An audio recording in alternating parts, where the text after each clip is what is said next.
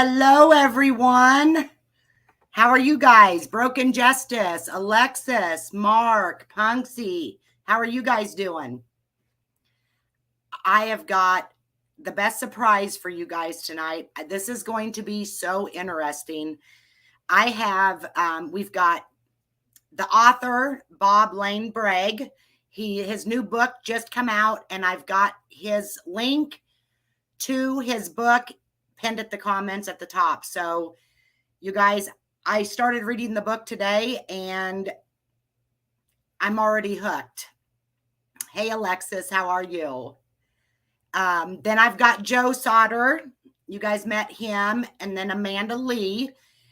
Joe and Bob and Amanda are all from West Virginia. Yeah, I got it cut. Yeah, thanks, Alexis. Anyways, they are having terrible storms. Bob and Joe more so than Alexis or Amanda. So if they lose us, we may have to reschedule it, but so far so good. Hey, Punksy, how are you? So I'm going to bring Joe and Bob and Amanda up, and Joe can introduce himself again, and you guys all know Amanda. And then Bob, he is going to introduce himself and give you an introduction to his new book out. And like I said, it's pinned at the top, guys. So make sure you guys go in and check it out. All righty. So let's bring these guys up. Okay, that's fine, Alexis. Bob. Hello. Amanda. And Joe Sodder himself. Hello, all. Joe, you go ahead and tell everybody who you are. I'm Joe Sodder. I'm the great-grandchild of George and Jenny. I live here in West Virginia, and I've heard many stories about this topic, but just no definite answers. Yeah, a lot of different stories, and well, it's sad. It really is. You guys all know Amanda. Can you hear me, Amanda? Everybody. Okay. Yeah, can you hear me? Okay. Yep, we can hear you. I'm going to let Bob Bragg introduce himself. He is the star of the show tonight. You go right ahead, Bob. Thank you. My name is Bob Bragg, and I'm from South Charleston, West Virginia. I grew up probably about 10 miles from Joe. I grew up in a little town called Hanley up in eastern Kanawha County, and went to college there, engineering school, and I've worked as a different engineer for the past 38 years in electrical, nuclear, mechanical, petroleum, and right now I'm doing water and wastewater engineering for a consulting firm here in Charleston. And I guess my interest in this case started when I was probably about 7 years old, and my mom and dad used to like to take these Sunday drives back when gasoline was like 30 cents a gallon, and they just inevitably would always like to go up to a place called Hawk's Nest, which is was about probably 30 miles from where we lived, and you could overlook and see the New River Gorge Bridge, or I'm sorry, the New River Gorge. And my mother would always say to my dad, I'd like to go back down and go around, come up through the other side and go look at that billboard. Sorry. Go ahead. That was sorry. And this was back in the 60s. And so the second billboard was up at the time, and it was huge. The billboard was the size of the ones that you see on the interstate today. And it just had these pictures of these children, and beautiful children with these deep piercing eyes.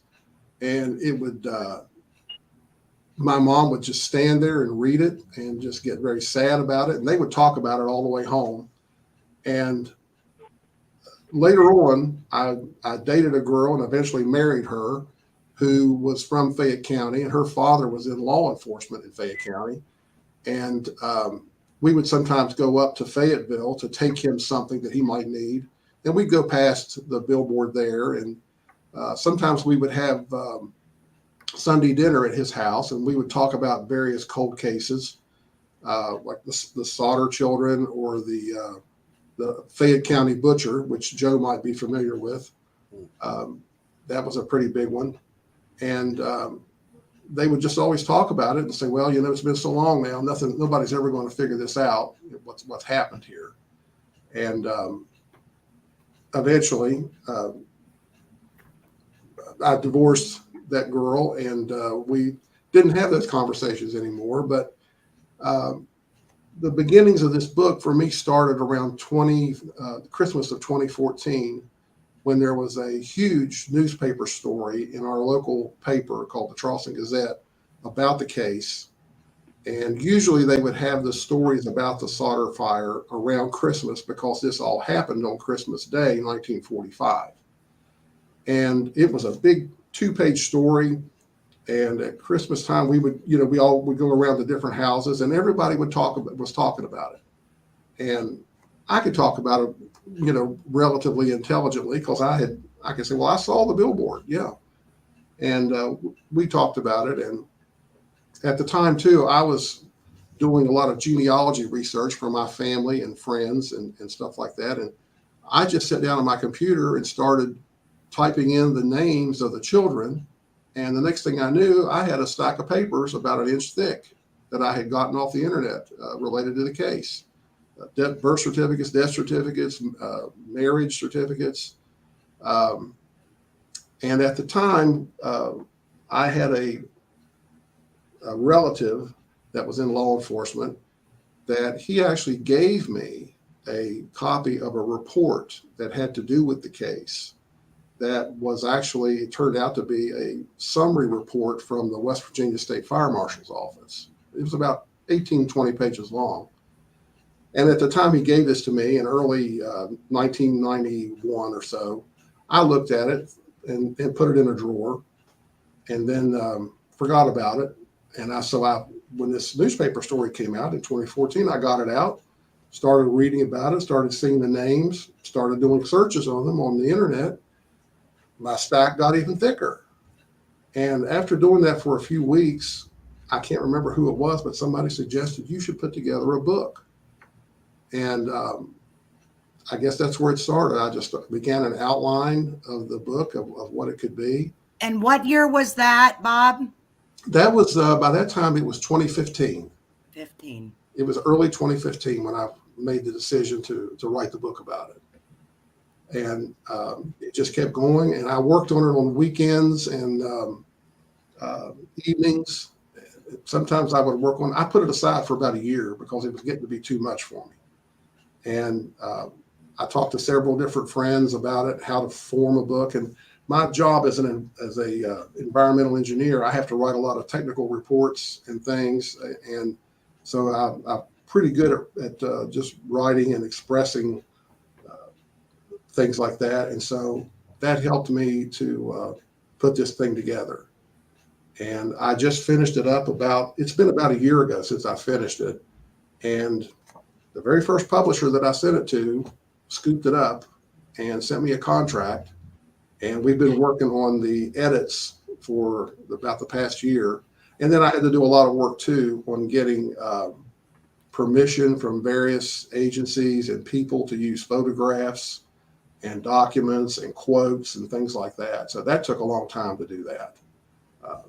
Just trying to find people and then convince them to let you use a likeness of their relative or something like that. That was time consuming. So anybody that wants to write a book, it's not as easy as what people think it is. No, it's a job. I bet. I mean, because you pretty much have to be an investigator to be able to write a book. Go out and learn everything that there is to know about the case. Yeah. Well, and I was very fortunate that I had a member of the Sodder family who wishes to remain anonymous, gave me, I contacted them and told them about what I was doing. And I thought I had something special here, but this fire marshal report. And it turns out that they already had it. But this person had done I'm guessing a Freedom of Information Act request for the fire marshal's office and for the state police. And they gave me a stack of maybe, I think it might have been almost 150 pages of documents. And it took a long time to go through all that. Wow. I know what that's like. When I got Harry Milligan's file, my friend's brother who disappeared in 1984, and he's got a file, that big, and I still haven't got all the way through it. There's just so much to it. So when did you and Joe become friends? I think Joe probably knew my first wife, Karen Workman, and her father, Alan Workman. They were from up at Kimberly. And I had heard about Joe from some other family members. And I wanted to talk to him just to see what his take was on it. And we finally talked, I think, up at a fair in the town of Montgomery, and just had a chance just to sit down and talk. And we've talked several times since then. And I shared some documents and files with him that I had. So that was probably 2017, 2018, something like that. Yeah. I know that you have a short version of the case. Can you tell my the chat? Yes. A little story of the Sodder kids and the Sodder family. I've got, it's just a kind of a summary of the book is kind of just a chronology of the case, using a lot of the documents that came from newspapers, detective magazines, things like that. And then it also incorporates these documents that I got from this other family member who I believe that probably the people that were writing these documents had no idea they would ever be made public. And it was just through the Freedom of Information Act that came about in the 70s or 80s, I believe, that it allows them to release these documents. And luckily, whoever that got this did it in the right time, because talking to the fire marshal today or the state police, they have no file. They've purged all their files.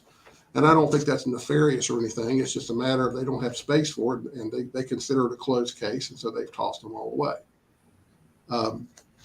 But anyway, just to kind of give a summary of the case and what happened with it, some writers have called this the strangest case in the 20th century. And I think they're saying that by the fact that it was considered that there were no bones found after the fire. And it was a relatively short fire and everything. But the Sodder family were, I've called them before, Italian immigrants. Actually, George Sodder was from the island of Sardinia. And it was his wife, Jenny Cipriani, who was from Italy. And they came here in this country in the big waves of immigrants that came from Italy and Greece and other European countries. And Joe was, or not, shoot, I'm going to do that all night, Joe. I know. I've been doing that. I'm the same way. George was only 13 years old when he came here. And he came with an older brother who just turned around and went right back to Sardinia because he was in love. And so George was left alone. Can we say that George was a badass? Because what 13-year-old kid would do that these days? I think so. I mean, he was a tough guy, obviously. Oh, man. And the whole circumstances of why they came here, I think it's considered mysterious, that there was something else going on with his parents, with the leadership there. But I think just like a lot of other people at the time, they just wanted a better life. So they came here to work, and there was work for 13-year-old kids. There was one story that George was working for a railroad, and he would just bring water to the workers, and he made a couple of pennies a day doing that. So he survived that, and as he got older, they moved to a little town called Smithers, West Virginia, And that's where he met Jenny Cipriani, whose father owned a small store there. And they fell in love, got married in the 1920s, and eventually had 10 children. I'm sorry. What, Amanda? It was my dog. I'm going to mute. Okay, that's fine. They had 10 children and eventually moved from Smithers to Fayetteville. And George went to work for a hauling company called the Janudalo Company that did trucking. They had a lumber yard. They had an insurance company, a savings and loan. They had all of these different interests. They even had a jewelry store. And he went to work for him as a truck driver for several years. And he, I guess he was doing okay. And eventually he decided that he wanted to buy a house for his family. And somebody with the Janudalo Company agreed to either loan him the money or co-sign a loan for him. It was either a man named Lorenzo Janudalo or Cliente Janudalo. But they co-signed this letter for him. And he stayed with that company a couple more years. And George Sodder had the entrepreneurial spirit because he decided after a few years he wanted to have his own business. So he went out and he bought this small company and started his own hauling business. And his wife, Jenny, helped with the books. His two older sons helped with the business. And what they did, they weren't cold truck drivers, as some people have reported. I've actually been one of those two. I thought that's what he did. Well, later on, he did do that. He owned several coal mines later on. But initially, they would take their trucks down to the railroad spur at the bottom of the gorge and get goods off of the trains and bring them back and distribute them in Fayetteville, and then go back and just went back and forth doing that. Lots of hard work, just toting and carrying boxes and things. So I think that was 1942 when he did that. And by the time 1945 came around, his two older boys were in the Second World War. John, by Christmas, John had come home from the war. He'd done very well, and they were waiting for Joe to get out. He was still in North Carolina awaiting discharge at Christmas.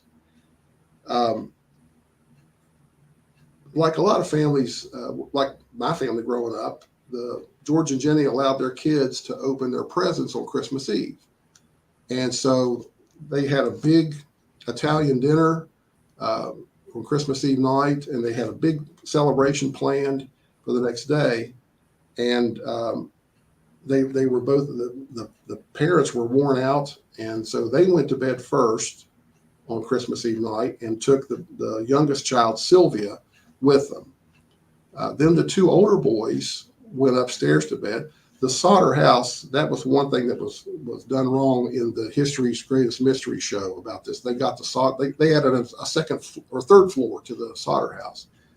But the upstairs of the Sodder house was just two bedrooms, one for the girls and one for the boys. And all the rest of the house was on the first floor. And the two boys went upstairs and went to bed. The oldest daughter, Marion or Marianne, I've seen her called that name two different ways. She fell asleep on the couch in the living room, and the other children were playing with their toys, and they called it radioing at the time because that's what people would sit around the radio and listen. And they were listening for reports of where Santa Claus was, that he was flying over the North America or something.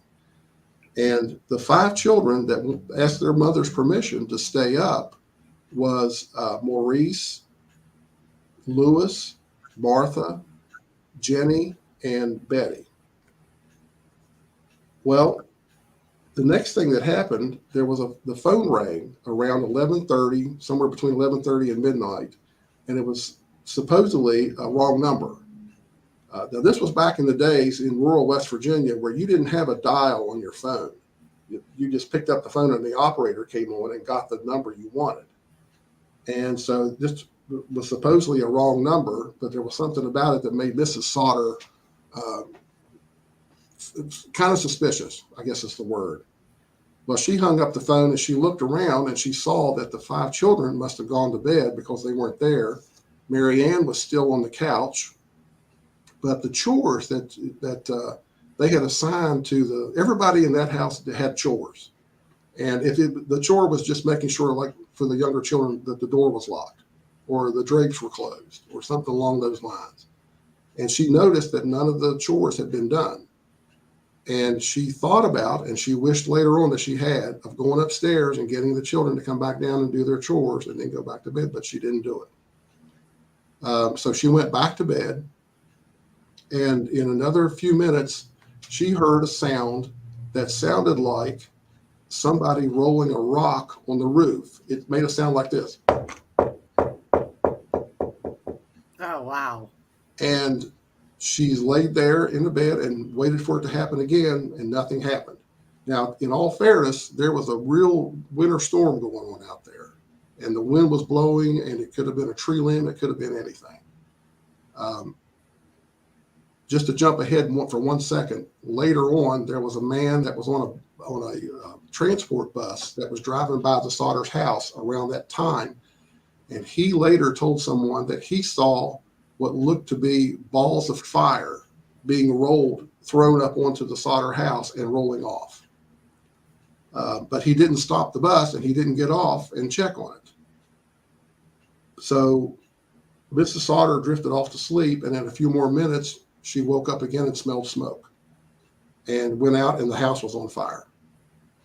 Over near the, what they call in the office, and that was also where the telephone was at and where the fuse box was on the outside of the house. So pandemonium, happened. She was screaming for everybody to get out. She woke up the oldest daughter and gave her the baby and said, "I can't get to the phone. Go next door and call the fire department, and call whoever." So she did that. And Marion went out and put the little baby Sylvia in one of the trucks that they used for their business. George got up, dressed only in a pair of pants, no shoes, no shirt, no nothing, and was trying to put the fire out. They had rain barrels around the house where they would catch rain to get fresh water. And those were frozen solid because of the cold weather. So there was no water. Mrs. Sodder yelled upstairs. John and George Jr.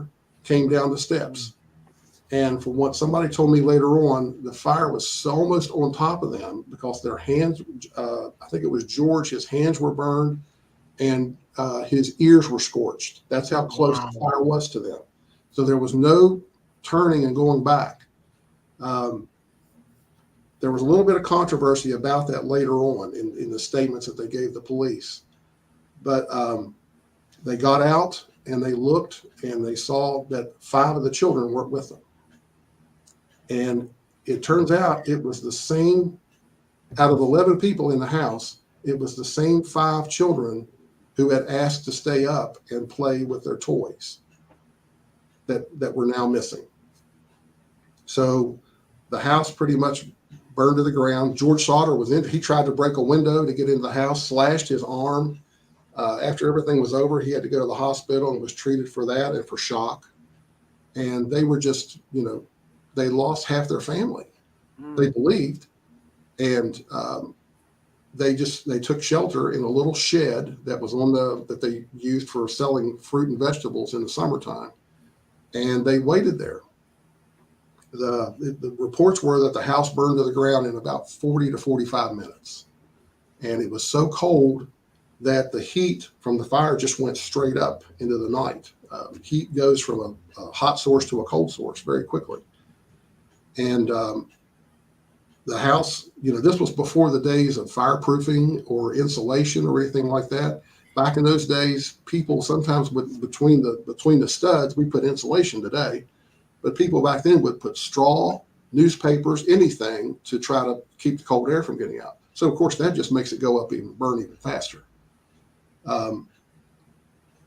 8 hours later, the Fayetteville Fire Department shows up, who was just 2.5 miles away. And the fire chief is a man named Forrest Judson Morris, who claimed that he couldn't get the fire started or the truck started, that half of the fire department was still away in the Second World War. He finally said he was able to get the truck started and he also claimed that the Sodder house was outside of their jurisdiction, was one of the reasons he hadn't made it. He came up with about 3 or 4 reasons why he wasn't there. I got a question on that because I've always thought that he couldn't drive the truck. It's That's that what he he couldn't said. get it started. He could get it started, but it was a big fire truck, and he claimed that he didn't know how to drive it. And none of the other 3 men that came with him, Wow. I guess apparently he found one that could drive it. And back then in those days, the way that the fire department worked, they had a system where one person was called. They had a list of who they would call. They would call the next person on the list. That person that they called would call the next person on kind of a ladder system. And they said they spent hours trying to get the fire department to respond. So they did show up around 8 o'clock in the next morning. And of course, by that time, the basement was just smoldering ashes. And they put water on it. And at that time, about the same time, the state police arrived, and some spectators showed up by that time. I'll jump back again just for a second. One of the spectators that showed up was a man named Lonnie Johnson. And while this house was burning, try to imagine this. Mr. Sodder also had a barn and a couple of other outbuildings on his property. Mr. Sodder was watching the house burn down. He looked over at his barn. This man named Lonnie Johnson was robbing him. He was taking down these chain hoists that Mr. Sodder had in his barn that he used to pull engines out of cars and trucks. And that's not, you got to get in there and get those out of there with the right tools and everything. So this guy was in there doing that. His partner, Dave Atkins, was helping him. Oh my gosh. They took these things down and threw them over a hill and planned to come back and get them later. Now, this same man, Lonnie Johnson, claimed in a statement that's in the book, he said that he cut the phone lines to the house in an effort, he said, to stop the fire because he thought they were the power lines. And he thought if he cut the power lines, it would stop the fire, which obviously it was probably lucky for him that it wasn't the power lines because that would have killed him. And of course, by this time, it was 1 o'clock in the morning, Christmas morning. And he said he cut them later on in one of the coroner's inquests. He said he cut them with a knife. And later he changed that story to he cut them with a pair of wire cutters that he just happened to have with him on Christmas Eve night in his back pocket. A little suspicious. And there's a lot of strange things that had to do with this Lonnie Johnson guy. And Mr. Sodder later had him arrested. Good. And he thought that he had something to do with the fire. His partner, Dave Atkins, did the typical cowardly thing at the time. He joined the military and got out of it, the whole thing. And they didn't see him again for 2 or 3 years. I never found out what happened to him. But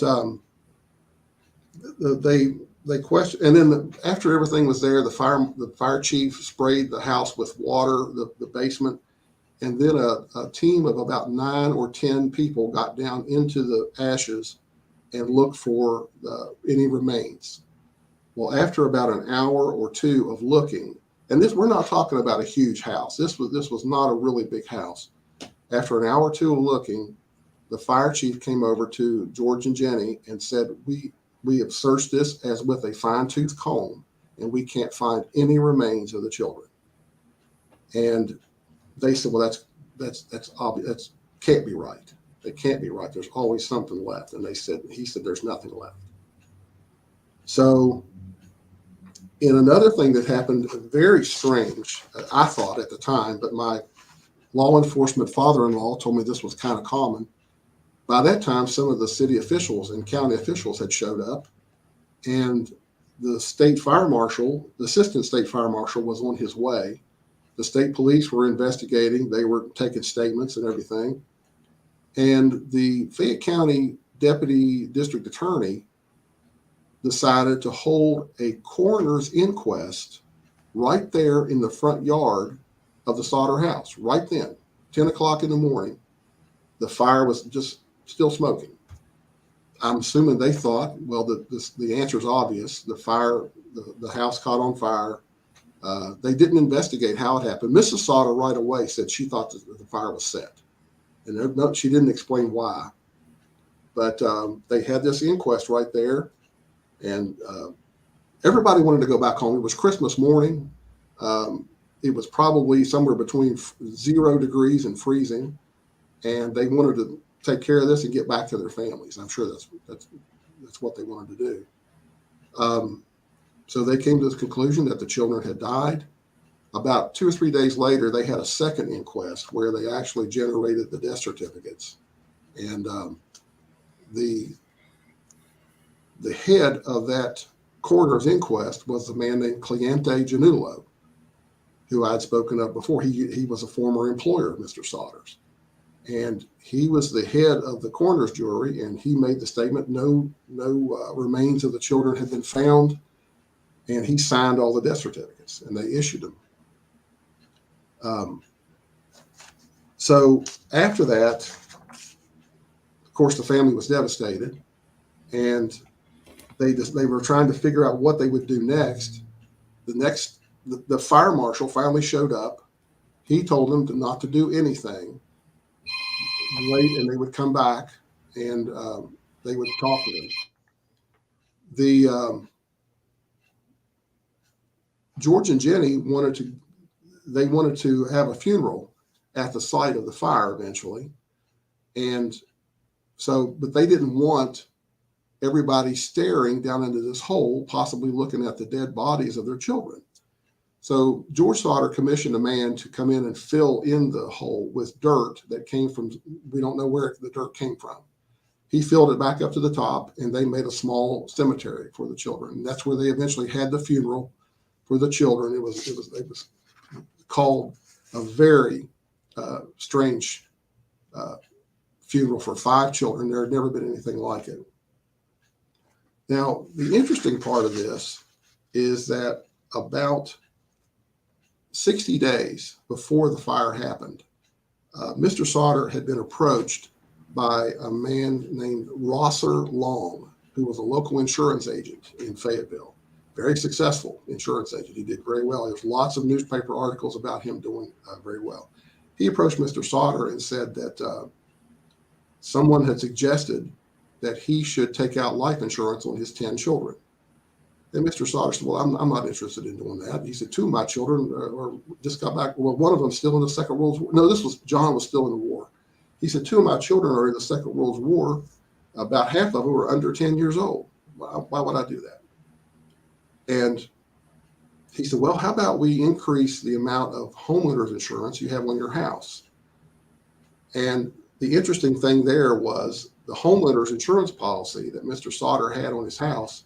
The beneficiary was this Gianulo man, possibly because he had co-signed a loan for him or gave him money or something like that. That could be the reason for it. Again, Mr. Sodder, George said, no, I'm not interested in doing that either. So now try to picture this. This Gianulo man goes back to the insurance agent and says, well, we're going to increase the insurance on Mr. Sodder's house anyway. So without telling George or Jenny, they increased the amount of insurance on the house. Now, it was only $1,500, and they increased it just a little bit more, like another $500, I think, or so. But that was a lot of money at the time. Yeah. And it was just an odd thing that somebody was able to change your insurance amount without telling you. So they did that. And then after this happened, now this is all before the fire, this is all documented in the fire marshal's report. This Lorenzo Gianulo comes to Mr. Sodder, and his oldest son, John, was there and saw this happen. And I spoke to a grandson of John's who was there with his grandmother, who confirmed all this. And this Gianulo man come up to Mr. Sodder and said, I see that you have refused the insurance. And he said, yeah. And he said, well, he said, your GD house is going to go up in smoke and your children are going to be destroyed. And then he said, and you're also going to get paid back for the dirty remarks that you've made about Mussolini. Because, of course, at the time, Mussolini was the Italian dictator who was aligned with Hitler. And we were fighting them, in the war. But there were still people, Italian people in America now that thought Mussolini was a good guy. And he was just being used as a pawn by Hitler or something. And then he said, you're also going to get in trouble for not allowing your wife to sign the papers to close her father's estate. Jenny Sodder's father, Joseph Cipriani, had died a few months before. He had a lot of children, and I guess it was set up in such a way that they all had to sign to close the estate. And George wouldn't let Jenny sign for some reason. And this other family member told me some of the reasons why, which they're not important as far as this goes. But this Giannullo guy said that. And I asked this Sodder family member in North Carolina about this. And he told me, I said, why would this Giannullo care? I mean, I could see why he would care about the insurance amount, but why would he care about Mussolini? And why would he care about Mrs. Sodder's father's estate? And he said it's probably because this guy was considered a local Italian leader. And he was the go-to guy to get things taken care of for it. And you have to keep in mind, back in those days, Italian people were really looked down on. They were considered strike breakers. They were brought here to work in the coal mines and other places where in West Virginia that the strikes were going on, and they were brought as people to keep the work going. So they were considered second-class citizens at the time. But this guy said that probably this Giannullo guy was a local leader who helped Italian people with little problems, and that if he got George Sodder to sign for Mrs. Sodder's father's estate, this Giannullo could have gotten a cut of the money. That could be how it worked, but there's nothing that documents that. Elizabeth Lander wants to know where at in North Carolina. I'd rather not say. Okay. This person doesn't want to be identified either. Okay. So. And honestly, I'm not too sure. See, we're all very reluctant about getting out and speaking publicly about this. Yes. I've seen that from other, I'm sorry. Oh, go ahead, Bob. I've seen that from the person that gave me that big stack of files. They told me they'll help me any way I can in any way to try to find the children. I said, well, who do you think did this? And she said, well, I don't want to talk about that.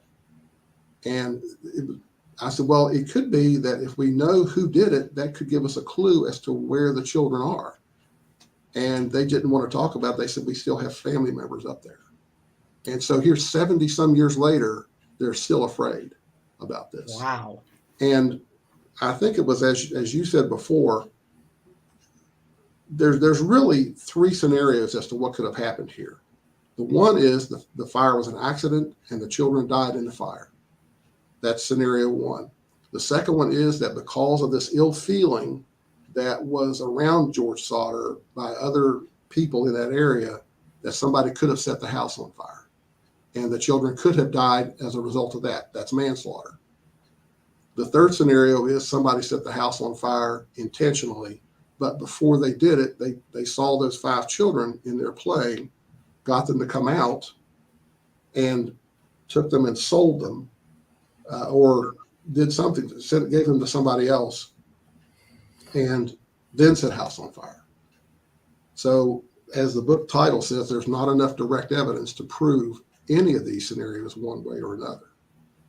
But after this all happened, probably about 3 years later, George and Jenny kept thinking about all the things that had happened before the fire, during, and afterwards. And I listed a whole bunch of them in the case. There's a lot of different things that happened. And I did speak to a law enforcement officer who told me that in terms of a criminal investigation, there's no such thing as a coincidence. that if something seems strange and you look at it and see, well, that's probably just a coincidence. He said there's never a coincidence when you're talking about a fire or a murder or something like that. But I've listed about 25 different things that happened after the fire. And after a while, George and Jenny started thinking that the children did not die in the fire because of the absence of remains. And this is terrible to have to think about. But Jenny Sodder actually would set up fires out in her yard, and she would take animal bones and put them in the fire and try to burn it for days and days to try to see if that would happen. And she said there was always bones left. But of course, they didn't know about the different BTU values of the fire fuel in terms of wood having a small caloric value, and if there was gasoline or natural or what they called drip gas back in those days. There was one source that claimed that George Sodder had 2 big barrels of drip gas in his basement. And what drip gas is, it's from a natural gas metering station, and the natural gas loses its temperature and the condensate drips out. And people, this was during the war, so they were rationing gasoline, food, everything. And people would go out and collect that drip gas and use it to run their vehicles. George claimed that there was no drip gas in his basement, and even if it did, he said drip gas evaporates even faster than gasoline. And they also claimed that there were some old tires in the basement that could have caused the fire to burn hotter. But after a while, George got it in his mind that he was going to re-excavate the foundation and do a better job of looking for remains. And that got out and got into the paper. He contacted the newspaper about it. Well, only then, after that story came out in the paper, did the fire chief, Mr. Morris, he then said, well, I did find something the day of the fire. He said it was in the evening after everybody had gone. Now, at that time of year, at Christmas, evening means after 6 o'clock. And at that time of year, it's dark in the evening. But he claims he found what he thought was a human heart in the remains of the fire. And that's documented in the fire chief or the fire marshal's report. He took it and put it in a box and put it down in the ashes of the basement and covered it up.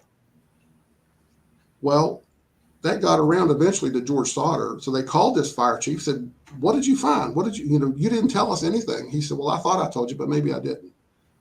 Keep in mind, this is 5 children that these people have lost. And this fire chief is just very nonchalant about the whole thing. Well, they finally, after prodding him over and over, they get him to come, and he puts a stick in the ground where he thinks the box is at, and then leaves. They wait for him. They call him again and said, did you come? He said, well, I put a stick in the ground and where I was at. And he said, well, why didn't you tell us? Eventually they get this thing, they dig it out and get this box out and open it up. And everybody that was there looking at it said, that's a piece of liver. It's a beef liver and a cow's liver. And by that time, George Sodder had hired 2 private investigators, and they were there. Now, the fire chief then did something really strange. He requested a receipt for that liver, which they gave him just to shut him up and get rid of him, I guess. So they took that piece of, I'm going to call it a liver. In the book, I call it the mass in the box. I wrote a whole chapter on it. But they took the mass down to a local funeral home in Montgomery, because by that time, George didn't trust anybody in Fayetteville. And the coroner or the funeral home guy told him that's a piece of beef liver. And he said, the other thing about it is it's raw. It's never been exposed to fire. I mean, anybody that's looked at hamburger or something like that, that's soft. But after you cook it, it gets very hard. And he said, that's never been exposed to fire. So why would somebody put a piece of raw liver in a box in this basement and not tell the Sodders about it? That's a whole chapter too. So they take a piece of it and send it off to somebody that knows this man. I think one of the private investigators knew a guy in Maryland who he worked in a lab, and he analyzed it and said it's cow's liver. It's not human. So with that under his belt, George goes back to the fire marshal, the state police, the Fayette County prosecutor's office, and said, look at this. This is strange. Please look into this. Now, this is a statement that came from Marion Sodder, because she was with her father when he went to the prosecuting attorney about it. She says that the prosecutor said, I can't do an investigation on these people that you're talking about, because he said, I have to work and eat with them. And he said, I also have children too. So everywhere he turned, George Sodder couldn't get any help. But he eventually got, with a lot of work and a lot of trying to get money, he got a man who was a forensic pathologist from the Smithsonian Institute in I think it was 1949, to come down and supervise the complete re-excavation of the basement. And they took all the dirt out of there. That's a conflict too, because at one point they did find 4 human bones. They were vertebrae or backbones. The pathologist, his name was Marshall Newman, and he would later on go on to work with the Kennedy, with the Warren people that did the Warren report on the Kennedy assassination. But he looked at those bones, and he took them back to the Smithsonian, and he wrote a report on it. The whole report's in the book, and he said these bones are probably from a male child, somewhere between 14 and 17 years old, which that would fit Maurice Sodder. The interesting thing he also said was that the bones on each of the end of the bones, they were chipped, like somebody had pried them with a pair of pliers. And the other thing he added was the bones had never been exposed to fire. Oh, really? Yeah. So there was such controversy about it. This Marshall Newman got a second pathologist named Oscar Hunter to look at the bones too. He came to the exact same conclusions, but he gave the age range as somewhere between 15 and 20 years old. Now, there's a really terrible story that goes along with this too, about how those bones could have gotten in there. They could have either been from one of the children. They could have come from the field dirt, because keep in mind, this is rural West Virginia. And back in those days, people buried their relatives right there in their yard or on their farm. And there's no way to know where George Sodder got that fill dirt. So those bones could have come. Even the fire marshal, in the fire marshal report, said the origin of these bones is very much in question, and are probably not related to this case. So the interesting thing, though, too, is in the Smithsonian archives, there's a return receipt, mailing receipt in there that's George Sodder signed. Supposedly, they sent the bones back to him. George claimed he never got them. But if those bones still exist today, we have DNA, and we could compare them if we knew where they were. There was one story that it was a newspaper story that Jenny saw after George died. Later on, Jenny claimed that she had something in her safety deposit box that could solve the case. And I tried to contact every Sodder family member I know to say, what do you think is in there? Is that the bones? And nobody ever knew. And they said it probably wasn't that. It was probably something else. It wasn't the bones. But nobody knows what's happened to them. My interjector, Bob. Yes, sir. You and I was discussing this the other day about those bones. Now, and my experience with firefighting and everything. Yes, sir. There is a possibility that those bones, or the bodies, could have been in the fire and the bones not exposed to fire, and everything rotted after after being buried. That, and as I said, that's no theory of mine. But that I don't have the knowledge that the scientist with the Smithsonian has. But that is a theory. And I was going to ask you too, did you ever get a chance to conduct the experiment you and I was discussing before with the pig and things? I think you're referring to, I was planning to dig a hole in my backyard, Okay. and put a deer body in there, Right. and start a fire and try to burn it and see what happened. My wife at the time discouraged me as much as she possibly could to do that. And my neighbors, of course, did the same thing.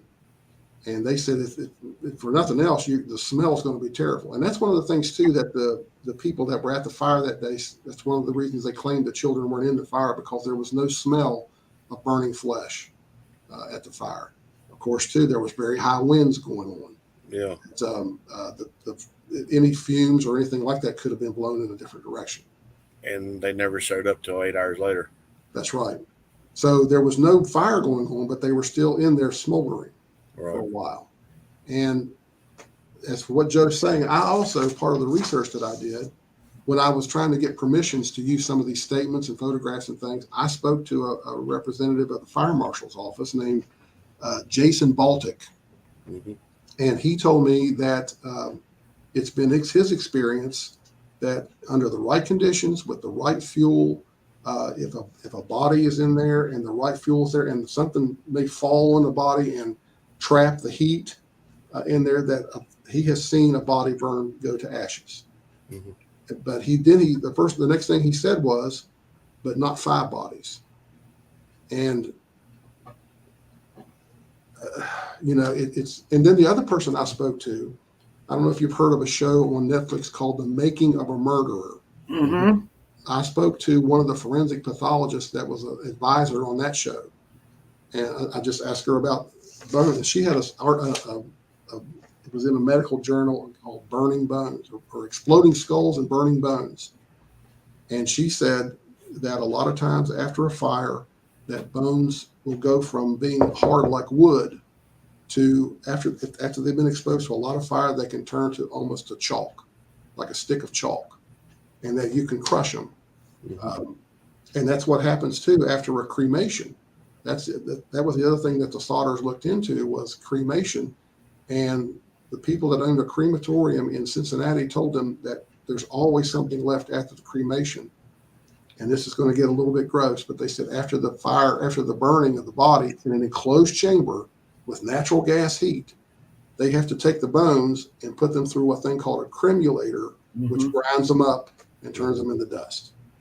So it's just a matter of what could have happened with the right conditions.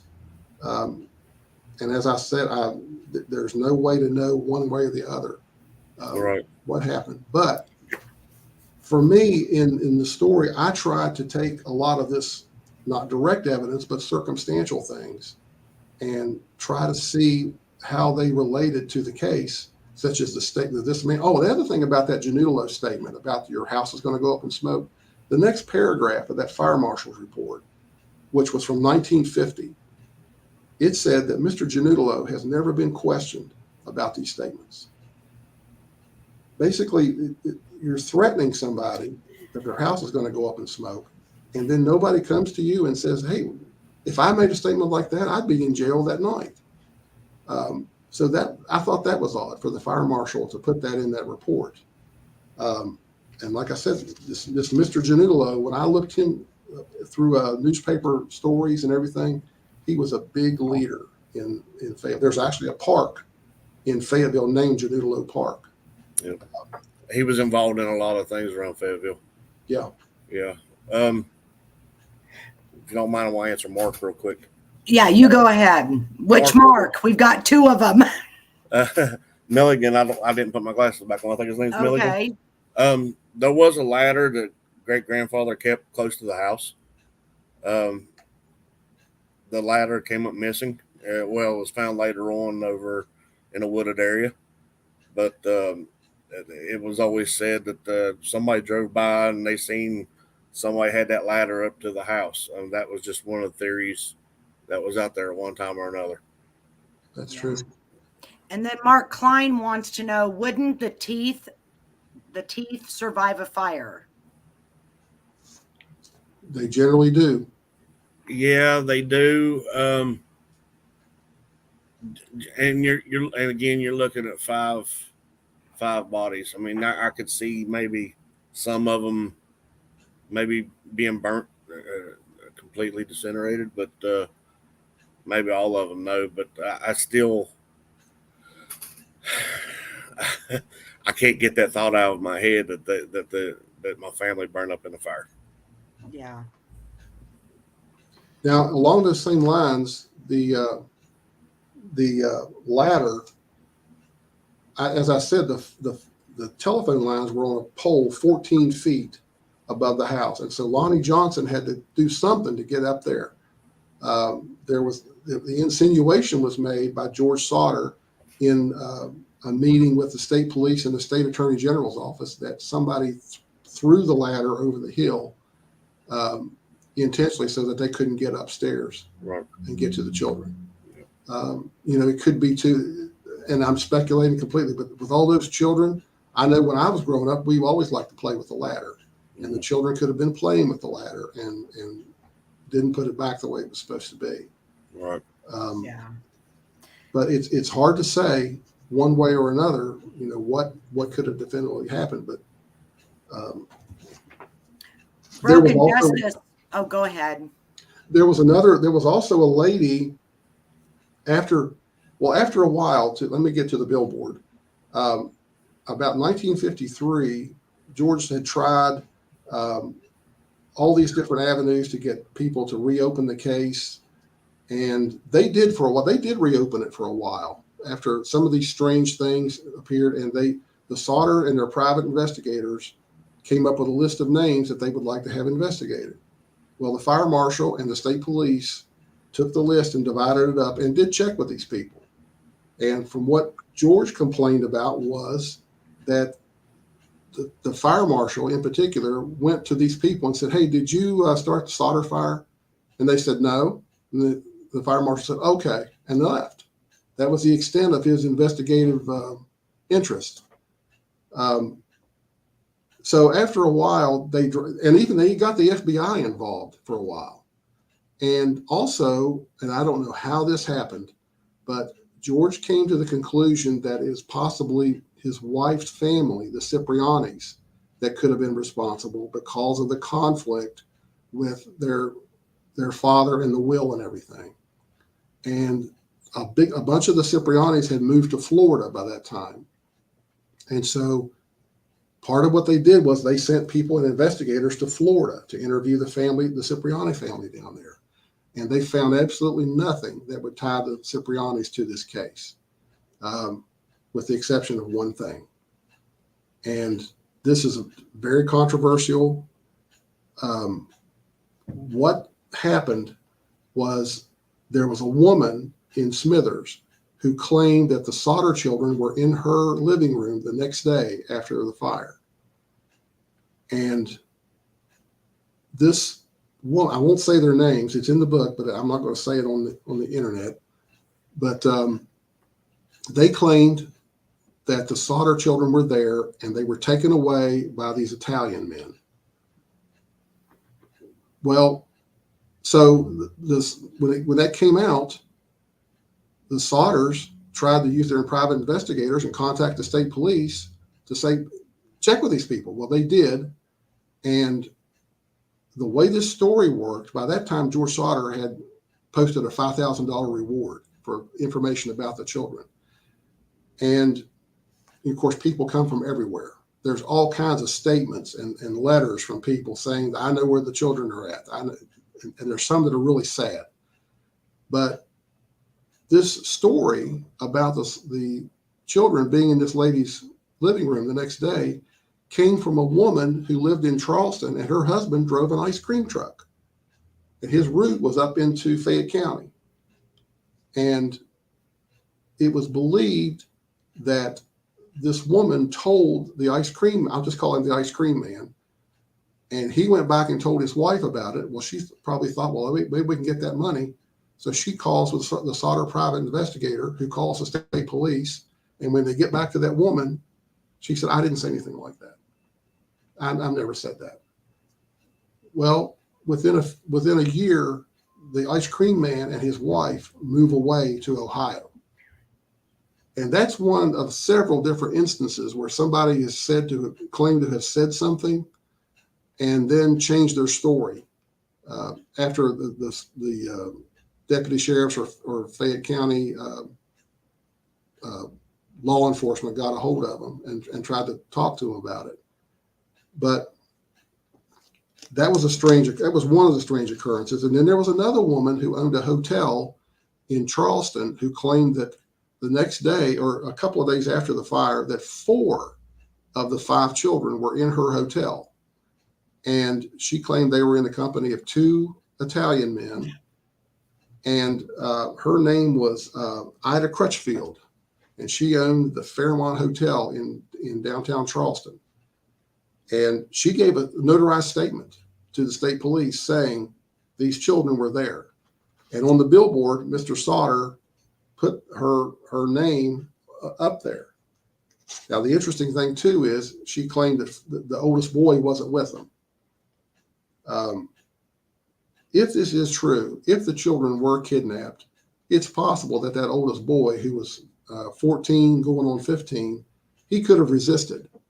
And it could be that they killed him. And that could be where those bones come from. But and there was another woman that claimed that she saw 4 of the children at the time. But, by this time, they were people just trying to get the reward money. So after all his avenues were exhausted, George Sodder got the idea from somewhere to put up this massive billboard in his front yard with pictures of the children, offering this reward for anybody that could give him information. Well, he did. He got a lot of information, tips. He checked out every one of them. Between him and his children, they would go to different states. They looked everywhere, and nothing ever panned out from it. The most interesting one was later in the 60s that somebody sent them a picture of a young man that they claimed was an older version of Lewis Sodder, the one of the 5 children. And so later on, the Sodders put that picture up on the billboard. And in the book, I put those 2 pictures, one of Lewis and then this other boy, side by side. And you can look to see if you think that's the same thing. They're the same person. But supposedly George found this boy somewhere and talked to him. And he assured him he was not. I think it was in Texas. And he said it was not the same person. Had you ever heard that story, Joe? Joe, you're muted. Sorry about that. My great grandfather and I think his son-in-law Grover went to Texas and to meet with one of the guys, but I can't remember exactly where at in Texas. But that gentleman did assure him he wasn't who he thought he was. Yeah. But I'm not for sure that that's the same picture. I think that, if I'm not mistaken, and I could be wrong because a lot of things just go together right now with me, but I'm thinking it was a different picture for some odd reason. I think it was one sent to him later on. Yeah. I think it was sent to him in the 60s. Yeah. And there was some strange writing on the back of it that talked about Brother Frankie or something like that, and it was never explained. Right. But the key to it, I think, was that that they determined that it was not Lewis Sodder. Right. And there was some other trips that George supposedly made about they saw one of the girls they thought in a magazine in a ballet class in New York City. Mm-hmm. And George took a train trip up there, didn't take any ID with him, and got up there and tried to get a hold of the school even wrote a letter to the school asking to have information about one of the girls, and he had a picture of it and drew an arrow on it. And he said, that looks like they called her Sis. And I think that had to do, I think that was supposedly was Martha, was the one they called Sis. Mm-hmm. And this is where it gets a little bit strange, because there were also stories about these written in these detective magazines, which were the equivalent of the National Enquirer at the time. They just wrote whatever they wanted. And there was a story that George Sodder eventually did find out who that girl was and talked to her parents and saw birth certificates and everything and said that that's not our daughter. And he came back, with another failure. But George, one of the family members told me that George, he hardly ever slept for the rest of his life. And he just walked around the house in the middle of the night thinking about his children, and eventually died from cancer in 1969. Mm-hmm. But before he did it, they built 3 versions of that billboard, because they didn't have treated lumber back then. They just had regular lumber, and they would rot after a while. So finally, the third one, they made it out of cinder blocks and put a nice grout on the cover, on the front of it. And there was a lady that I spoke to from Falls View who did the lettering on it, and she's still alive. And that one stayed up until after Jenny died in 1989. And finally, the remaining children decided to tear it down. And I think I might have found it, by the way, Joe. I might have found that billboard. Was it where we was discussing? I think so. I think it's down. I think they just threw it over the hill. But I'm not going down there. I'm going to get permission to do it, but I'm not going to do it until it's cold. Well, I'd always heard that. I heard it was up the Tudors biscuit world there for a while up at, or one of the signs were up there at the intersection on 19 and 16. They do have a big picture of it, of one of them, but it's just a photograph. I think that photograph came from George Bragg, who was another guy not related to me, who wrote about a 18 to 20 page story in one of his books about the case. This went on a lot longer than I thought, but that's basically the synopsis. Yeah. I was going to tell checking convictions. Joe would be George and Jenny's great grandson. Yes. And then Bob Bragg, he just wrote the book. And I've got it pinned at the top, and I've also got it scrolling in the chat. You guys can go to Amazon and look at it. It just brand new came out. So he sent me a copy. He sent Joe a copy. I'm really excited. I started reading it this morning at work, but I'm going to finish it up. Let me add one other thing. This is the book. This book is 297 pages. It was going to be probably 500 to 600 pages, but the publisher very wisely trimmed it for me. But I was going to have appendices in the back that would have all of these documents, the fire marshal reports, the letters between the state police report, photographs. I was going to have all these different things in these appendices. And he said, why don't you create a website and put the all these other documents on the website? So I'm working with a gentleman right now on that, and the website should be up in about 2 weeks. And I'll put that out on Facebook as what the address is, and then people can see these documents for themselves. And there was a claim by George Sodder too that the fire marshal was in on the cover-up. And I've done a lot of looking into this. I don't think the fire marshal was in on a cover-up about the children. I think the fire marshal's office did have a cover-up going on about the fact that they did not do an adequate investigation on the first day. It was their job to investigate the fire first day, not the state police. Right. This was hey, before. Bob, we got your Buttercup just bought the book.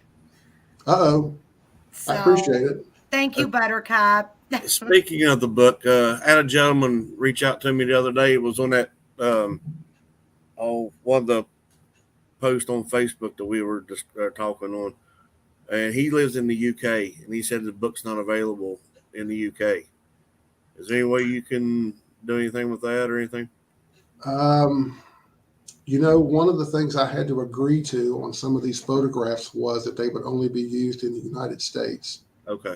But what I can do is if you get me an address, I've also got 2 boxes of the books myself that the Okay. publisher gave me for free. You get me the address and I'll send him one. I will. All right. So that goes for anybody that lives outside the United States. If you All right. contact me, I can get you. And then once we get this website up, you'll be able to contact me, pay for it by debit card, PayPal, whatever, and I can autograph it for you. Awesome. If you want it. Awesome. I'm Allison, going to order one, Bob, for Amanda. I'll just Okay. PayPal you or whatever, but I want Amanda to have one. You said she's in West Virginia? Yep. yes. Yep. That's how I met Joe, was through Amanda. So I'm very appreciative of her. Are you there, Amanda? Or are you sleeping? There she is. I'm here. I kept muting Last because part we the got, dog we, kept yeah, barking. last part we Being a got, good she was little going to tend to girl. her dogs, and then we never heard from her again. I thought she disappeared or something. Do you No, I thought, well, I'll just I'll mute it while you guys are talking. Listen. But yeah, I'd definitely appreciate a copy of it. I'm sure I'll go through it like no time. Yep. I'll get you Very one. interesting. So You know, I got your address, so I will get it taken care of. The last live we had, I mentioned how much my son looked like Betty when he was smaller, and I don't know if you could see this. Yes. Oh my gosh. Wow. Let me put up a picture after. Keep that up there for a minute. And then I'm going to put up a picture of the 5 kids that, The billboard. let's see here. Tell them which one Betty was. I bet you guys can decide. The one in the Looking at this middle. picture. Yeah. Betty was the youngest. Yes. Allison robotic, is it the same? What's that? The picture's You're a taken little from- robotic, is it just me? I don't know. I can mute for a little bit. I'll mute. He really does Sometimes look when like there's her. more, but Now this is when he was younger. He doesn't as much look like her now, but but yeah, I when I seen the pictures and look at them every day, and then see those pictures in my head all the time, right there. You know, I see them. Well, I see her and him. Oh, you're still muted. I'm still muted and I'm just rambling on. The dark eyes and the dark hair and just absolutely beautiful kids. It just, I know that somebody was asking, this is where they want to know your opinion, Joe, of what happened. And this is like Joe and Bob are friends, and Yes. nothing's going to make them upset. There's so many different people that think differently. So Right. Joe can give you his. And if anyone has another opinion besides mine, I don't get upset about it. No. I don't. So, but I honestly, I think they burn up in a fire. And well, yeah, 76 years later, 75 years, we don't know. And that's just like Bob's book. There's no definite answers out there right now. There's no definite evidence. My theory, yes, I believe they burn up in a fire. Mark wants to know if any of them wore jewelry or hair barrette or anything like that. That's a good question. I don't know the answer. I don't know. They're not wearing anything like that in those pictures that you just had up Yeah. there. Now, the interesting thing too was that the people talked about how hot the fire was, and it would have to be very hot to burn up teeth, bone, everything. But when they redid that excavation in 1949, they found pieces of linoleum, which is like a flooring, it's like a plastic. They found that. They found Mrs. Sodder's coat. They found a book, a dictionary. they found several things like that. And there was a story in one of the reports that said that when they found those 4 bones, that Mr. Sodder told them, stop, don't dig any further. When he was questioned later about it, Mr. Sodder said, no, I did not say that. And they excavated everything. But whichever one is true, the thing is now, of course, after the mother died, they sold the house, and the location where the Sodder fire was, or where the Sodder house was, has been paved over, and it's a road now. And you have to be familiar with everything. The foundation is still there, Mm-hmm. but the owners that are there now have paved the road.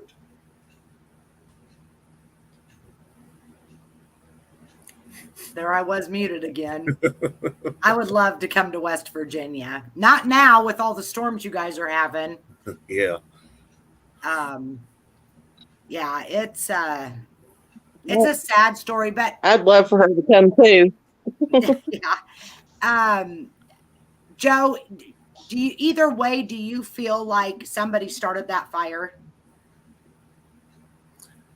I believe the fire was intentionally started. Yeah. There's too much, even the circumstantial evidence is pointing to that. And all the stories is kind of pointing towards arson. The fireballs going through the sky, we discussed that last time. Mm-hmm. Molotov cocktails. That was my theory, Bob, about that. Yeah. And the pinging on the roof, I think that was a bottle hitting and rolling down. Yeah. I do. I think it was intentionally started. Yeah. Now, I'll tell you one other thing about that. And this is in the book. I go into details about trying to lay a foundation for my theory. In that time and area, there was a lot of what we would refer to as the West, as mafia. Mm-hmm. There was a lot of organized crime, but I'm not talking about like Al Capone machine gun type mafia. It was like sports betting, the numbers racket, bootlegging, liquor, prostitution.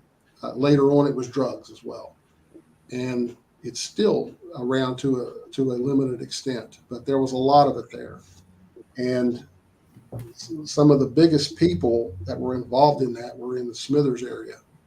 And I go into a lot of that trying to lay the background for what I think happened. And to try to give a little bit better explanation about that piece of liver that was put into the basement by the fire chief. I had a lady that was helping me with this book, and she was from, I believe, from Milan, Italy.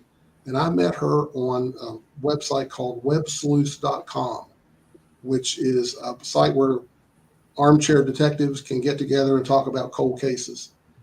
And I posted a lot of stuff on there, some documents on there, and she contacted me. She said, you know the significance of the liver, don't you? And I said, no, I don't. I have no idea. She was an expert. She'd written books and papers on Italian life and Italian mafia, and just organized crime in general, and the Italian culture that was separated by geography. And she said the purpose of the liver was, this is going to sound confusing. We have an old saying here in the United States that if somebody beats you in something, football games or something, you'll say, well, eat your heart out. I beat you, something like that. The Italians at the time supposedly had a similar saying, but they didn't refer to it as eat your heart out. It was framed around the idea of, I've beaten you. You've eaten at the feast of life. And now I've taken everything from you, and all that you have left is liver. And supposedly that liver was a symbol, kind of like in The Godfather when they had a bulletproof vest with a fish in it, and they said Luca Brasi sleeps with the fishes. This is possibly another symbol like that says, you disrespected me. I've taken everything that you love, and taken away. So all you have now is liver. And I said, well, why wouldn't they tell George Sodder about that? They said, that's not the purpose is just to hurt George. It wasn't to punish him. It was to hurt him and make him ache for the rest of his life because of the loss of his children. And the liver in the ground was for the person that did this as a reminder that had happened. It's a little far-fetched, but that's what she told me. And that's the only explanation I could find as to why you would put a piece of raw liver in the ground. And the liver eventually, when they dug it up, they took it to that funeral home, and the private investigator was going to take it and have it analyzed, and he didn't come, and the trash man eventually got it and threw it in the trash, and it's probably still up in the Montgomery landfill somewhere now. Oh my gosh. But it's a strange story. I try to detail it as much as I can in here and try to keep people's anonymity at the same time. I thank people in the front that helped me with this, and I've thanked a lot of the unnamed sources that just didn't want their name used. And I had people criticize me. Well, you're citing these things and you're not giving anybody, you're not citing who it is. And I said, well, it's my book and I can do what I damn well please with it. If I don't want to put anybody's name in it, I'm not going to. Speaking of the book, you guys, there's actually going to be a second book coming out, right, Bob? Yeah. Just from trying to figure out this case and analyzing a lot of the organized crime aspects of it, I put together a lot of research on organized crime in West Virginia. And that's what my second book's going to be about, is the history of organized crime in West Virginia. And it talks a lot about a lot of it in the southern part of the state, a lot of white slavery that happened, and human trafficking that went on back in the 1910s. In the northern central part of the state, in Clarksburg, Fairmont, places, Wheeling, places like that, there was a lot of black hand activity and mafia. Al Capone used to ship his bootleg liquor from Chicago to Wheeling and then distribute it throughout the state. So my second, wow. somebody about organized crime. Was the town of Smithers come up a few times in that little? Let me tell you about the town of Smithers. I've got stories in 1942 during the Second World War. You've probably heard of internment camps that they would put Japanese Americans in to keep them from working with the Japanese government. At the time, they also put Italians in these camps. Yeah. And in 1942, the FBI and other agencies came to Smithers and arrested 52 people for being in league with Mussolini. They caught them with shortwave radios, fascist propaganda, all this different information that showed that they were in league with Mussolini. They also arrested them in Clarksburg, Wheeling, I think Hinton, and I put all that stuff in there, and I've documented the sources from the Charleston Gazette. And I plan to put all that stuff on the website too. Nice. But that's where the king of it all was from, was Al Falbo. Yeah. I wasn't going to mention any names. Well, I probably shouldn't have. But I think all of his children have learned their lesson, and they're trying to be good, respectable people now. But my father-in-law, who was in law enforcement when Al Falbo died, he was contacted by the FBI, who said that they wanted him to guide them through the Al Falbo funeral. And so they set up a surveillance van and they filmed it. And my father-in-law said, I've never seen so many black silk suits in my life. And when it was all over, they put 3 red roses on Al Falbo's casket. One was from New York, one Chicago, and one Kansas City.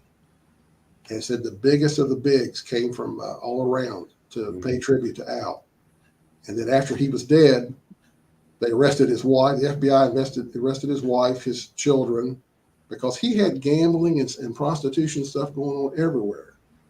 And now the legacy of Al Falbo is a fantastic sandwich that you can still buy in Smithers called the Al Burger. Oh, yeah.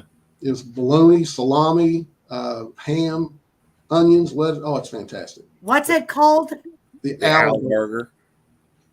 Fantastic. I'm All gonna I have have to to make do a is trip to Smithers.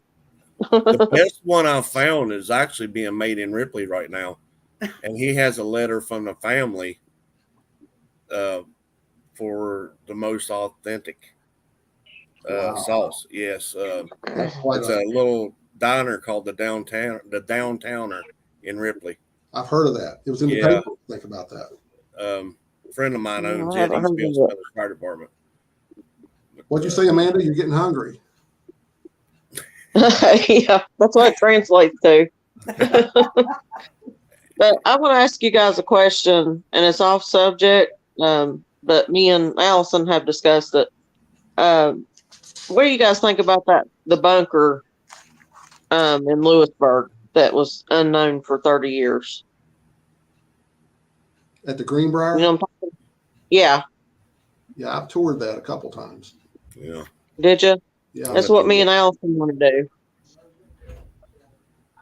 Yeah, But what do you think about them hiding that here for 30 years? There used to be a lot of Washington dignitaries that come through the Greenbrier. Oh, okay. Since I was a little boy in the 60s, we knew about that bunker back then. Everybody that where I grew up knew about it. I guess. Oh, I didn't know about it till recently. Really? Yeah.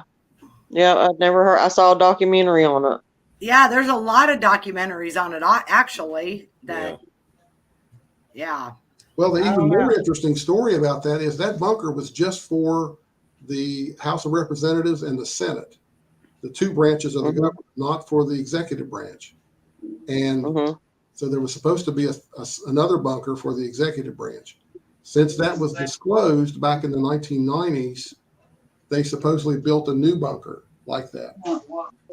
The story I heard, and that Joe might have heard this too, is when they built that big Boy Scout camp up there in Fayette County, was that they built a bunker there too.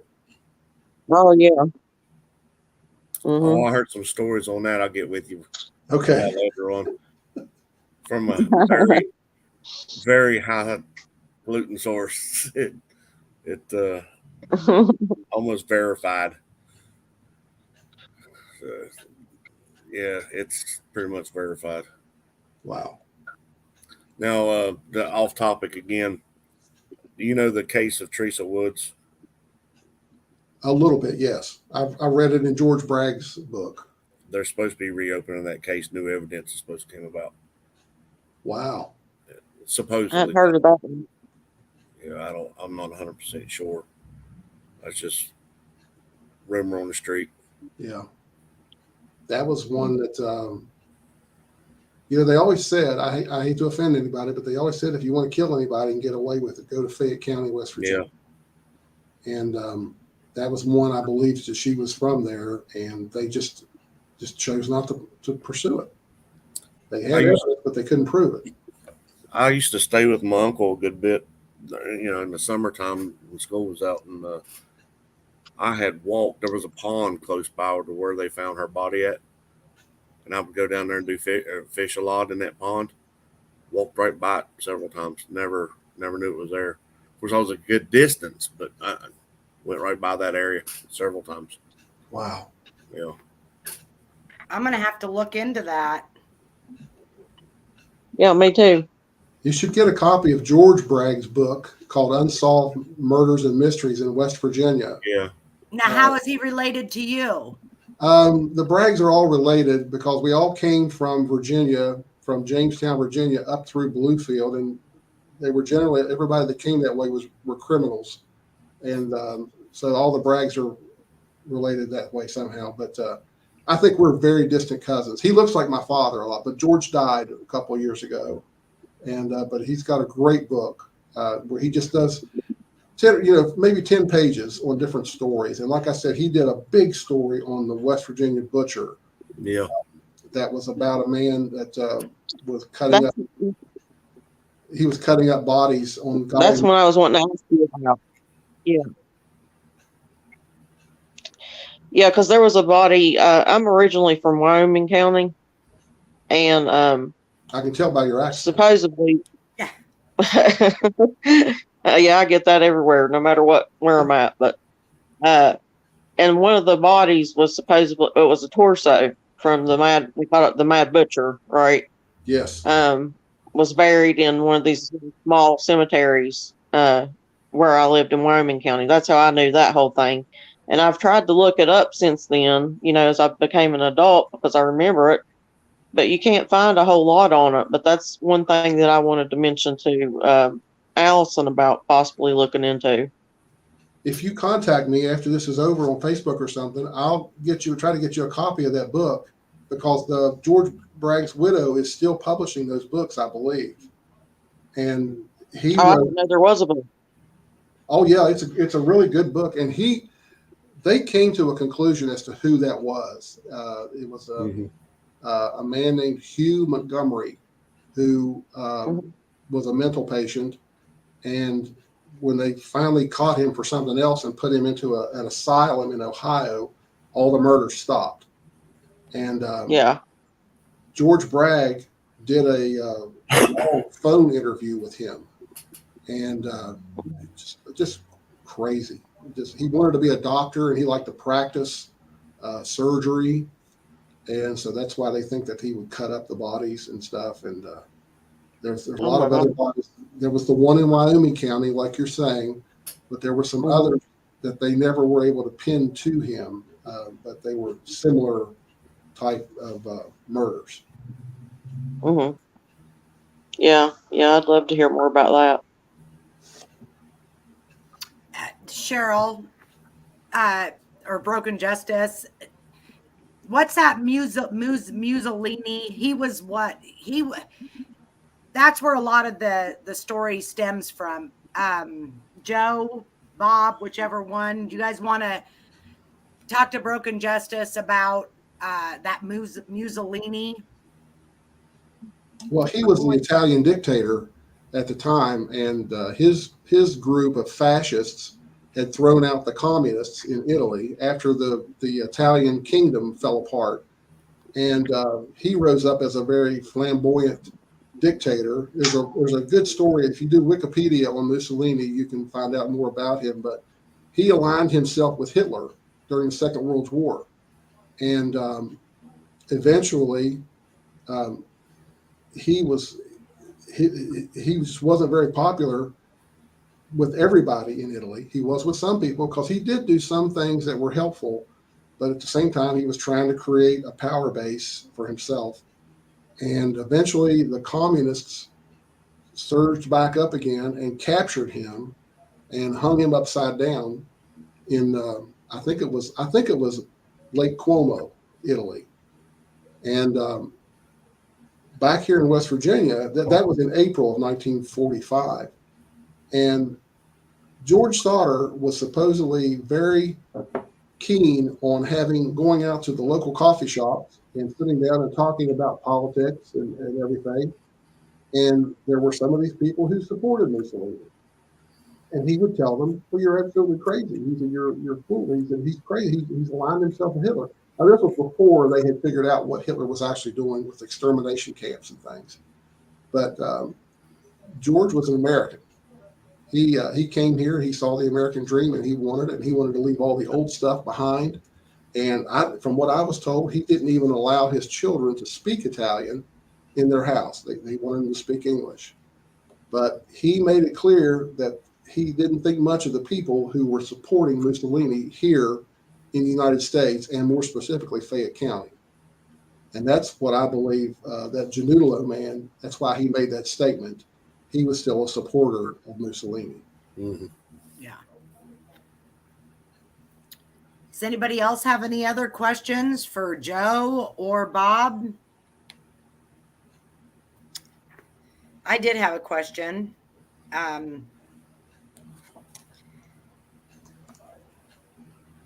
How has it changed you writing a book?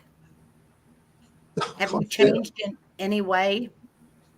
I think I may have told you this before, that in my job, I work as a consulting engineer, and we have to, a lot of the water and wastewater projects Joe's probably familiar with this. When we do them, we have to do them with public money. So we have to do it with state or federal money. And to do that, you have to write these detailed reports that talk about the conditions of the community now, how they can be made better. And so I learned to be, and my first wife was a very good technical writer too. And so she helped me a lot. She basically showed me how to write from a technical standpoint. And I do that in my job every day. And so, and I actually have 2 other books that I had started back in the 1990s that I never finished. But I knew I could do it. It was just a matter of the time, finding the time to do it. And it is a second job. I mean, doing the research. Yeah. The only regret that I have about it now is I wished I had started it sooner, when maybe some of the 10 Sodder children could still be alive and I could have actually spoken to them. Yeah. I was told John Sodder never liked to talk about it. No. Because there was some controversy about where he said originally that he heard the other boy in the bedroom and he had to get out quickly and left him there. But he came back and he said, no, I was misquoted there. He later said that he didn't see or hear anything of the other children, but he didn't like to talk about it. He finally did do an interview in 1984 with a newspaper from North Carolina where he said, I know who did this. He said, but there was nothing at the time, there was nothing we could do. And he said, if it happened today, 1984, he said, we would be out there more and we could maybe get some people to help us. But back then we couldn't get anybody to help us. So that was a rare thing for John Sodder to come out and admit something like that. Wow. I know that your dad, Joe, your dad grew up where he didn't, I mean, you guys, he was pretty strict with you guys, wasn't he? Because of this whole ordeal that happened. Yeah, we never discussed it. Yeah. And I had to let him know at all times just about where I was at. Didn't want me out by myself, out on the streets of Montgomery. And, you know, at that back in the 80s when I was growing up, if I went to Montgomery Pool or something like that, I had to stay with a group of people. I couldn't be off by myself anywhere. If I went to a restaurant or something, I couldn't go anywhere by myself. He was very, whatever they knew or thought they knew, he was just overprotective. And I mean, I'm still here today. Nothing happened. And I was a typical teenager. I would defy everything that I was ever asked to do. So, Yeah. but yeah, I'm still here today. I wasn't taken anywhere, but I don't know what happened, to be honest with you, with everything. And 70 some years later, I don't think we're ever going to know, because anyone that knew anything to me are gone. Yeah. And when I volunteered working for ambulance services, a weird story. I actually hauled my great aunt Marion one time and didn't even realize it, because she was changed so much since I seen her. And I didn't have the patient's name because I was the driver that day. So the attending EMT took all the information, and I actually hauled my aunt, didn't even know it. And that was Marion? Yes. Oh, wow. Oh, yeah. You know, I'll tell you this, one of the ones that was very vocal, even up into the 60s, was the girl who was a baby at the time, 3 years old. It was Sylvia. Mm-hmm. I found letters that she wrote to governors. They wrote to J. Edgar Hoover. They wrote to presidents asking for help.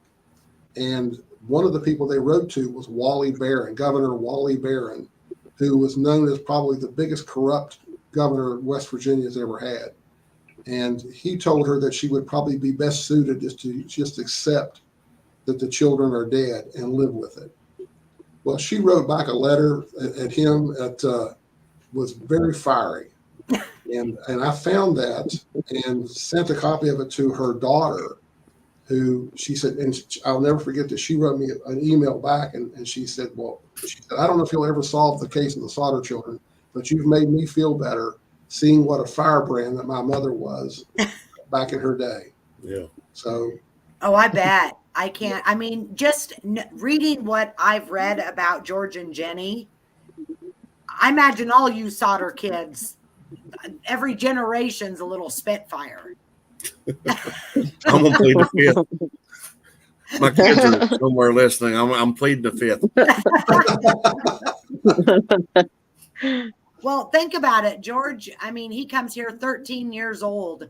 He was a badass. I mean, Yeah. you've got to admit it. I don't know. It just makes me want to read that whole book tonight. And the weirdest, and another weird thing about all that is, we mentioned earlier, my great grandfather used to own coal mines. Okay. That's right. He owned the coal mines itself. He had some coal mines himself. Now, my grandfather on my mother's side used to work for my great grandfather. And that at that time, my father or my dad and my mother didn't even know each other. It was just really weird. Wow. One of the other interesting things about George Sodder that I found, I used this program called newspaperarchives.com in my research. And that's basically where every newspaper has been scanned, and it has optical character recognition to where you can search for anything in any newspaper. And I searched for the name George Sodder, and I found all these stories about the fire. But I also found stories where he might have been involved in a car accident, or he had a lawsuit. He had a lawsuit every year going on that he didn't take any crap off of anybody. He even sued what was called at the time Laird Memorial Hospital, Joe, which I know you later became Montgomery General. Mm-hmm. He sued them over something. Somebody hit his car. He sued them. He didn't take any baloney off of anybody. And I think that's just and there's a thing in the book that describes how George could have survived from a 13-year-old boy up to adulthood. There was as Italians came here, there was a man called a padrone that would be like a guide that would help them find a job, a place to live, and then he would get a piece of their money that they made as a result of that. And I think that could have been part of it, that somebody helped him, guided him, that there was local Italian leaders that people would look up to and turn to. But then, like I said, as a result, they would want a piece of your earnings too. Oh, yeah. Yep. Wow. I'm going to say it again, you guys. Bob Bragg's book is pinned at the top, and I will put it in the chat again. Anybody else wants to order the book, go do it. I am so excited about reading it myself. Did you start reading it, Joe? I haven't had a chance yet. I just got it Monday, Bob. I think so, yeah. Yeah. When I messaged you back, and we've had so many power outages here with all these storms. I know last night our power went out at almost 10 o'clock. And I'm a big guy, and I had no air conditioner, and it was. Let me tell you, I was just telling Bob, the older I get, I can't deal without air. I don't know how you guys did it. Yeah. But it finally dawned on me probably about 1 o'clock this morning that I had a generator in the garage. So went out there, started it up, just ran a fan on me all night. And so I got all these bags underneath my eyes right now. I've only been averaging 2 to 3 hours of sleep a night for the past 2 weeks. And, my.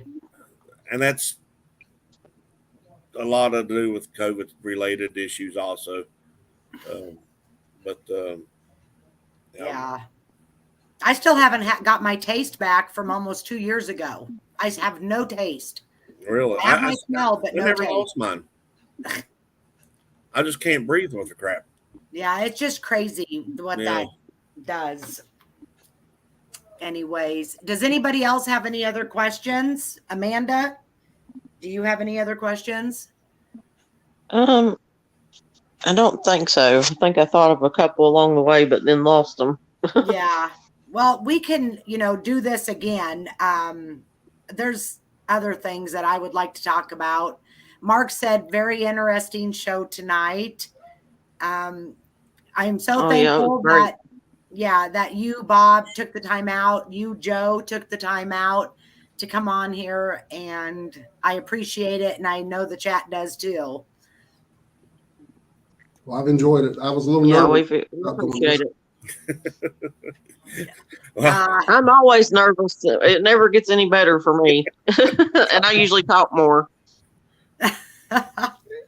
Well, No, I'd be happy to come back anytime you'd like after you've had a chance to read it. And if you have any other questions like that, we could do this again sometime. let me read the book, and then I'm going to invite you back on because I'm sure that I will have more questions. Okay. And so, Joe, do you have anything else you want to say? I just appreciate it being on here again. Thanks for everything. Yes, thank you, guys. Well, chat, are you guys good? Do you have any questions? I think there's going to be a lot of people going to go watch the replay. Pink Dahlia had to go in and out and mod here and mod there. And so thank you guys for being here. You guys have a good night. You too. Thank you. Okay, Thanks a lot. bye.